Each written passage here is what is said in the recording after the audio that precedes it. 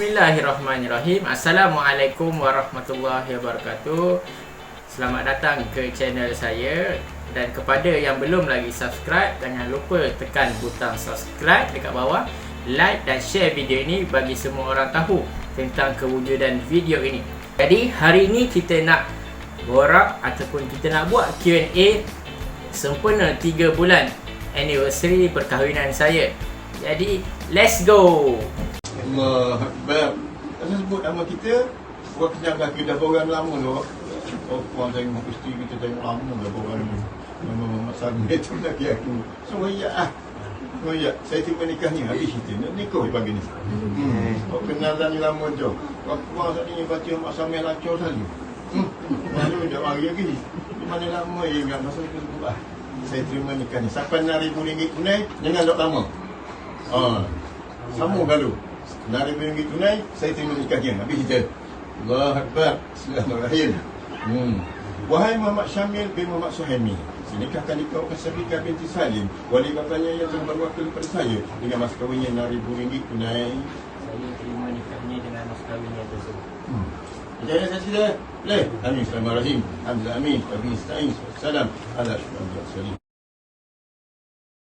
Jadi hari ini kita luangkan masa sempena 3 bulan untuk kita jawab Q&A kepada semualah kawan-kawan yang viewers yang nak tahu, dan mungkin sedikit sebanyak daripada Q&A ini dapat memberi daripada sharing ini dapat beri manfaat kepada semua, insya-Allah.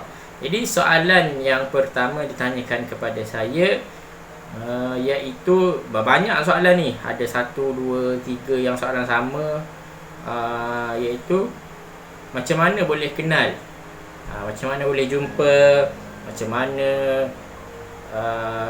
kenal, macam mana jumpa kan, macam mana boleh jumpa jodoh. Okey, jadi first thing first, saya dan isteri kita orang satu universiti yang sama, dan saya kenal dia dalam satu kelab persatuan lah di universiti.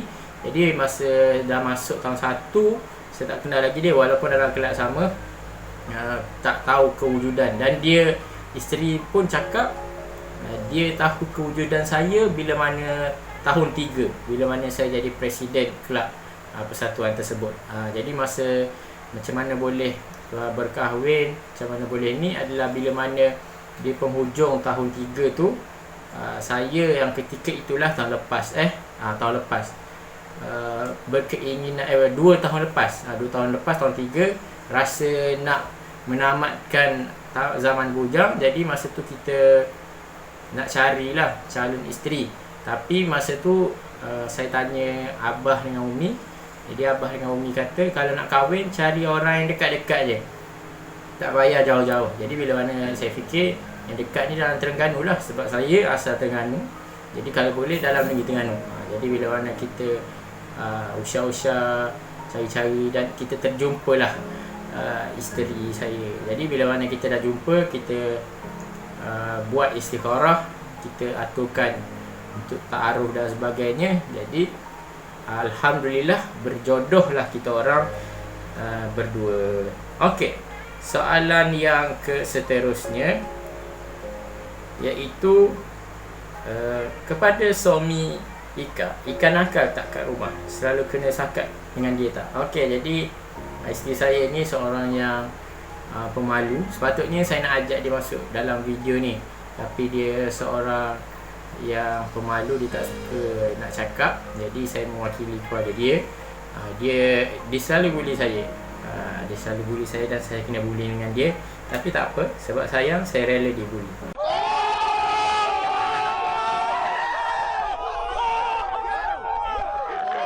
Soalan seterusnya, macam mana kahwin best? Yang ni pun ada beberapa soalan. Dah kahwin 3 bulan macam mana? Okey, jadi kahwin ni best ke tak? Okey, jadi selama dalam tempoh 3 bulan berkahwin, alhamdulillah so far so good. Dan ianya bukan seperti dalam drama jam 7 lah. Kita tengok semua benda yang sweet-sweet je. Dan kalau kita tengok pun orang post pun yang sweet-sweet je. Jadi memang kita tunjuk yang baik je, benda yang buruk kita tak tunjuk sebab kadang-kadang ianya aib. Tapi hari ni kita dapat tengok ramai pasangan suami isteri, benda buruk, aib pasangan dia pun dia post dekat Facebook, hingga tunjukkan keaiban pasangan masing-masing dekat media sosial, dan berbangga pula tu. Jadi kalau boleh, bila mana kita dalam rumah tangga ni, kita tunjukkan contoh yang baiklah kepada orang lain, bukan tunjuk aib dan sebagainya.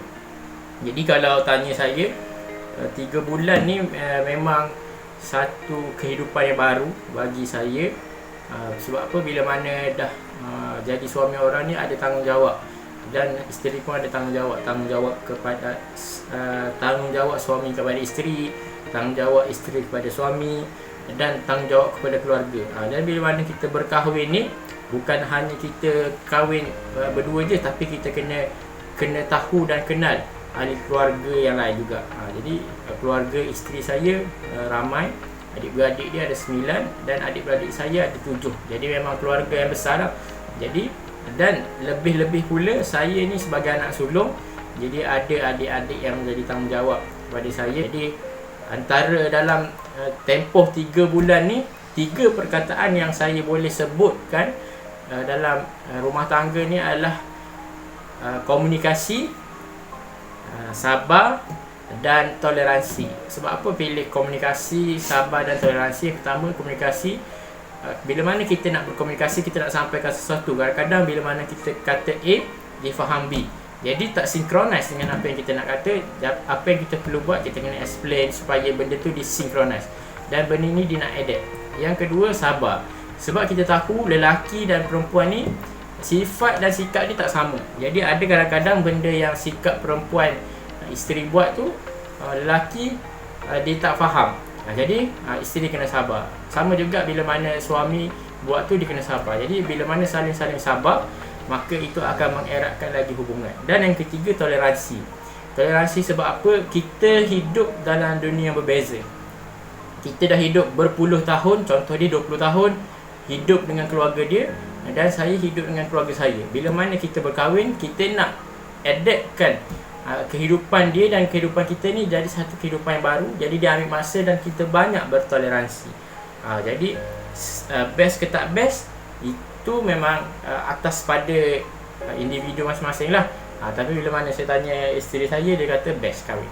Jadi saya pun best lah kahwin dalam tempoh 3 bulan ni. Dan syukur Alhamdulillah, kita orang kahwin pada bulan 3, sebulan sebelum Ramadan. Jadi kalau bulan 3 tu adalah last dah yang sebelum Ramadan dan kembali PKP. Jadi kita orang ni antara yang sempat buat majlis. Jadi berapa bajet buat majlis tu, kita tengok soalan seterusnya. Okey, soalan seterusnya, 2 perangai pelik baru tahu lepas kahwin. Okey, yang ni perangai pelik ni kita kongsi sama-sama kita je.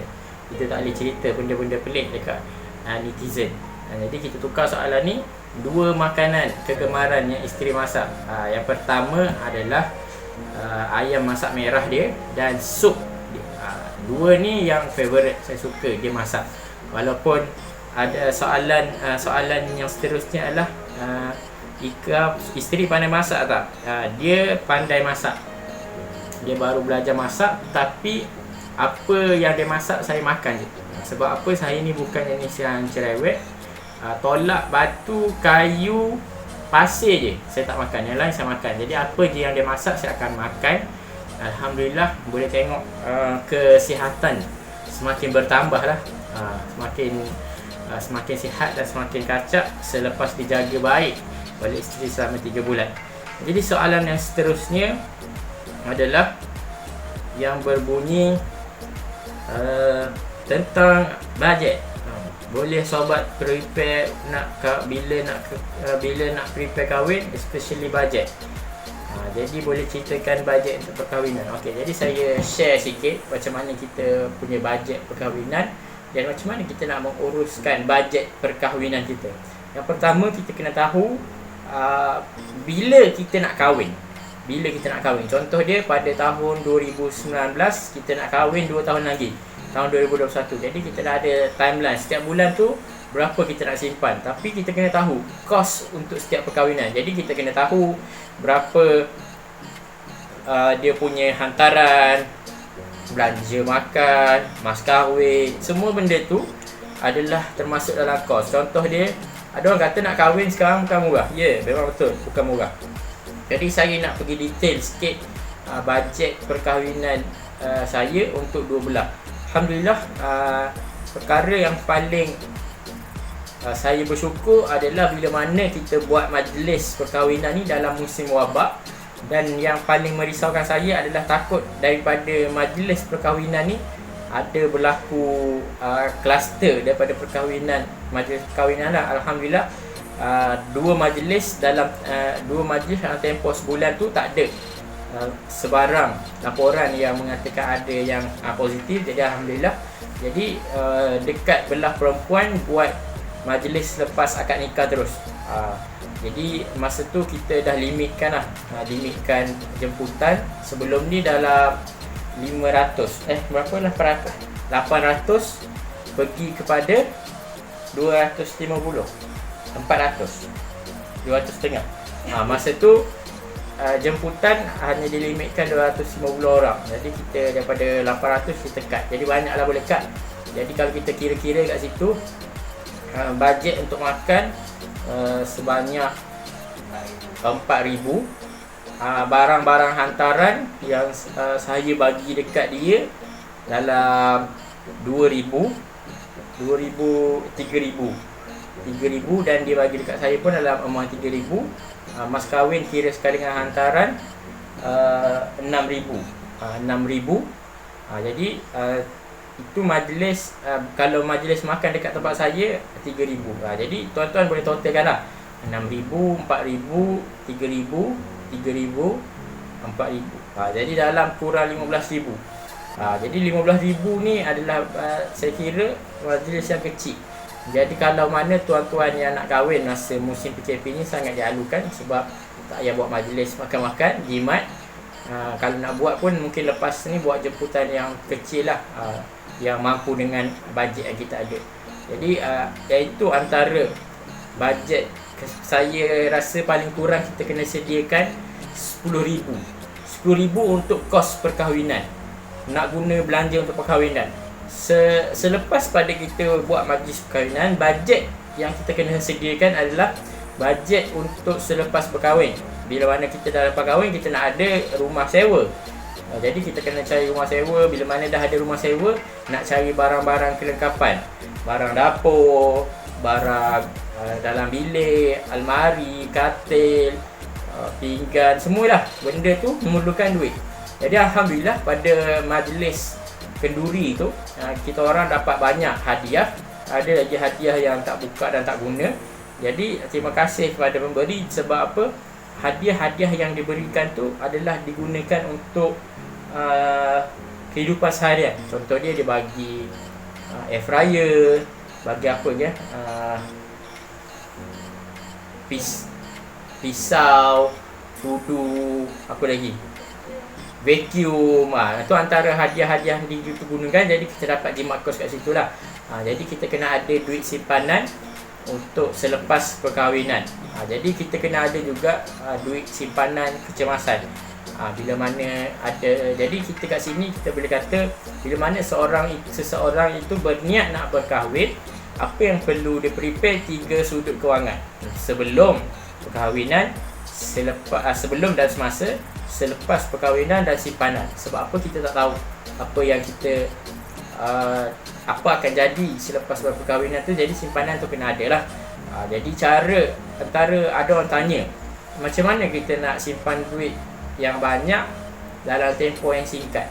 Jadi benda ni dia tak ada jawapan yang spesifik lah, di atas pada masing-masing. Macam saya, macam mana saya kumpul duit dalam tempoh setahun lebih. Sebelum ni saya dah ada duit simpanan lah, sebab kita masa dekat universiti kita tak sempat nak cara benda-benda ni. Bila mana kita rasa dah sampai masa untuk kita kahwin, baru kita tengok duit dah ada ke belum, baru kita kumpul duit lah. Jadi saya gunakan duit bisnes yang saya buat sebelum ni, duit simpanan yang ada, dan duit kerja. Daripada kerja tu dah berapa bulan kerja dan sebagainya, kita dapatlah duit simpanan untuk kita buat belanja kahwin selepas kahwin. Jadi itu antara jawapan yang saya boleh bagikan lah. Jadi insyaAllah lepas ni kita boleh borak lagi tentang perkahwinan. Jadi seterusnya adalah soalan, betul ke Syamil tak takut bini? Kalau betul buktikan. Saya takut, awak ke? Isteri saya cakap saya tak takut dia. Sebab apa? Beras kita beli, tapi isteri yang masak. Okey, jadi nasihat, seterusnya nasihat yang bakal mendirikan rumah tangga. Okey, nasihat ni saya masih baru lagi dalam alam perkahwinan ni. Jadi bila mana nak minta nasihat ni, saya buka orang selayak ni, tapi kita kongsi apa yang kita rasa.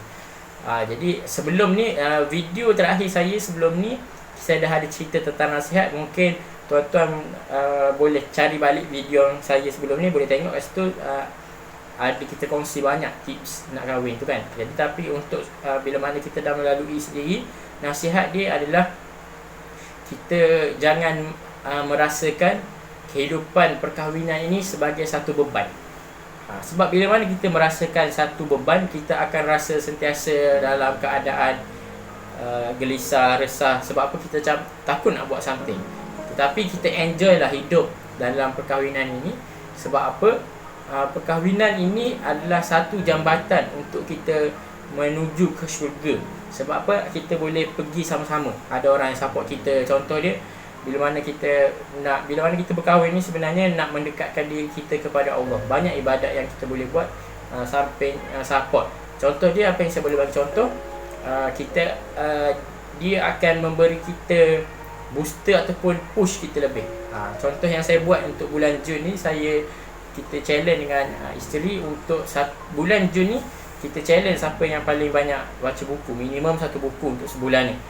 Jadi bila mana kita dah buat challenge tu, siapa yang paling sikit baca buku, nanti dia boleh request something. Contoh dia nak shopping kat Shopee ke, jadi kita kena bagilah. Itu antara sebab kita tak nak kalah, kita boleh request macam tu kan. Jadi bila mana contoh isteri dah habis 1 buku, dia baca buku dia, jadi kita tak habis lagi baca buku, kita rasa tercabar. Jadi benda tu akan bagi nak push diri kita supaya kita pun boleh baca. Dan di samping itu juga bila mana dah berkahwin ni, dia akan saling mengingati. Contoh dia, kita dah ada timeline mutabah amal. Bila mana kita work from home ni, banyak masa yang kita bersama lah dekat rumah daripada pagi sampai malam. Jadi kita susun jadual kita. Lepas subuh ada masa kita baca Al-Masurat. Lepas tu pagi kerja dan sembahyang duha. Lepas tu solat jemaah. Lepas tu petang surat. Lepas tu contoh dia, lepas maghrib me time. Maghrib me time, baca Quran ke, aktiviti baca buku ke, apa-apa aktiviti antara dia. Masa maghrib isyak ni kita tak batalkan wuduk. Jadi kita tak batalkan wuduk sebab apa? Masa maghrib tu singkat, jadi kita guna masa tu lah. Lepas isyak kita buat bacaan al-mu. Jadi kita nampak itu antara basic mutabah amal. Jadi kita dah letak KPI seminggu. Kalau boleh kita bangun tahajud 2 kali seminggu. Contoh dia kan. Jadi benda-benda macam tu, nasihat dia adalah untuk meningkatkan kita punya diri kita. Ada orang yang teman kita, ada orang yang support kita. Jadi jangan kita merasakan beban. Sebab perkahwinan ni satu jalan baru kehidupan seseorang itu. Dia bukan sebagai beban. Yang kedua adalah yang nak bakal berumah tangga, nasihat dia, kita jangan expect lebih, high expectation. Jadi sebelum pada kahwin tu, saya dah kata dekat isteri, jangan expect lebih dekat saya. Sebab saya ni orang biasa. Sebab apa? Bila mana kita expect lebih, tapi bila mana kita tak dapat apa yang kita harapkan, mungkin kita akan rasa sedih, kecewa. Jadi benda tu dia akan menyebabkan kita punya perjalanan perkahwinan tu akan terbantut sedikit. Sebab apa?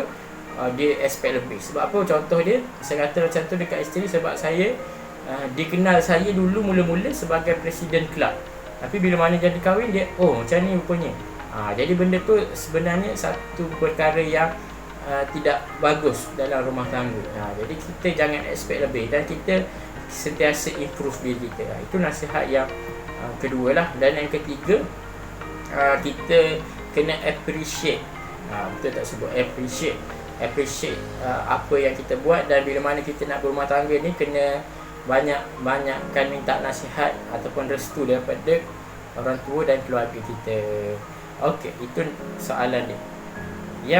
Yang soalan terakhir, ada dua soalan yang bersama, iaitu macam mana kita nak confess ke apa dia cakap ni. Sekejap. Dia tanya adalah macam mana nak confess tak bagi kena reject. Okey, macam mana nak confess tak nak bagi kena reject. Okey, benda ni adalah atas pada diri kita. Kena reject ke tak kena reject ke, itu nombor dua. Yang penting, yang pertama, kita bagi tahu dulu. Sebab apa? Kalau kita kena reject, kita move on lah. Kita move on dan cari yang lain. Jangan kita rasa takut nak mulakan benda ni sampai benda tu menghantui. Sebab apa? Kalau kita lambat-lambat, mungkin orang lain yang datang dulu. Jadi kalau kita kena cuba untuk berani lah. Berani maksudnya cakap je, cari cara yang macam mana. Kalau tak nak melalui dia direct, boleh melalui orang ketiga, ataupun boleh terus ke keluarga dia kalau berani lah, jumpa keluarga dia. Macam saya dulu, saya pergi jumpa, hari pertama kali jumpa mak dia, saya dah request, saya tanya saya nak kahwin dengan anak dia. Terkejut, dah mari kenal, mari hari raya datang raya terus cakap nak kahwin. Mana tak terkejut kan. Tapi sebab apa? Kita gentle, kita serius, jadi kita go on lah. Okey, jadi itu antara jawapan dia. Soalan yang seterusnya, rasa macam tak yakin kan? Rasa macam tak yakin nak kahwin dan tak percaya nak, rasa macam tak yakin dan tak percaya nak kahwin walaupun in relay dah lama. Normal ke? Solusi? Okey. Bila mana kita nak berada dalam satu relationship, kita kena letak dalam mindset kita kena kahwin. Kalau kita sekadar nak berada dalam relay, hanya nak bercinta semata-mata, maka itu adalah satu perkara yang sia-sia. Dan benda tu pun tak dapat manfaat pun. Sebab apa? Habiskan masa, habiskan duit, habiskan apa lagi? Habiskan kasih sayang. Lepas tu break, lepas tu cari orang lain. Dan benda tu, cycle tu dia berulang. Dan benda tu jadi normalisasi dekat negara kita. Sebenarnya benda tu dia toksik lah. Jadi bila mana kita dah ready, kita dah kata aku nak cari pasangan, dan pasangan tu aku nak kahwin. Jadi bila mana kita dah letak niat kita macam tu, kita kena ke arah tu, bukan hanya semata-mata nak bercinta. Jadi kita dah kena slow-slow untuk buang budaya daripada barat ni, iaitu bercinta lepas tu tukar pasangan. Jadi benda tu habis, buang masa macam tu je. Jadi bila mana kita tak yakin dan tak percaya dalam relationship ini, cuba kita cek balik apa niat kita sebenarnya berada dalam relationship. Kalau kita kata sebab saja-saja, mungkin kita boleh tajdid niat balik, kita ubah balik niat kita supaya berada pada niat yang betul. Jadi insya-Allah benda tu kita boleh ubah dengan niat kita. Jadi kalau rasa kita tak sesuai dengan dia, cari cakap elok-elok dengan dia dan cari orang lain. Sedangkan apa? Sebab tu dalam tempoh bertunang tu maksud dia adalah untuk kita nak tengok keserasian bersama. Serasi ataupun tak, kita nak pilih dia jadi teman hidup kita. Sebab apabila mana kita dah akad nikah, kita dah dia jadi isteri kita, kita jadi suami dia, dan amanah dan tanggungjawab daripada ayah dia tu kepada kita. Jadi benda tu satu bukan benda kecil. Dan kalau kita tengok hari ni, ramai pasangan yang kahwin tu dia buat macam mainan je. Sekejap kahwin, lepas tu cerai, lepas tu kahwin lain, cerai. Jadi benda ni dia dah menghilangkan satu kesucian daripada perkahwinan. Sebab apa? Perkahwinan ni adalah satu benda yang mulia dan ini sunnah Nabi SAW. Jadi kalau boleh kita jangan merendahkan ataupun memperlekehkan perkahwinan ini. Okay. Jadi saya rasa itu sahaja untuk video ni. Saya tak tahu berapa minit video ni. Dah lama tak buat video, jadi bila dah sekali cakap, buat video ni lama-lama. Jadi terima kasih kepada semua yang sudi menonton video ini. InsyaAllah kita akan jumpa dalam video yang lain. Assalamualaikum warahmatullahi wabarakatuh.